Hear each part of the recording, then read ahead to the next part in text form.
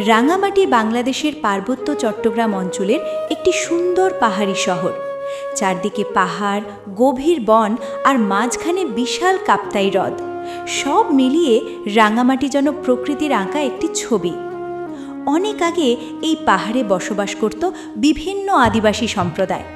তারা পাহাড়ের ঢালে ঘর বানাতো, জঙ্গল থেকে ফলমূল সংগ্রহ করত আর নদী ঝর্ণার পানিতে জীবন চালাতো।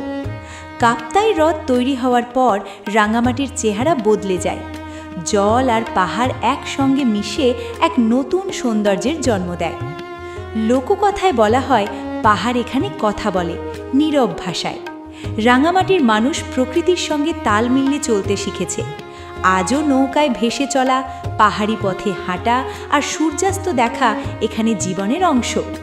শিশুদের জন্য রাঙামাটি শেখায় শান্ত জীবন, প্রকৃতির প্রতি শ্রদ্ধা এবং ভিন্ন সংস্কৃতির সঙ্গে সহাবস্থান।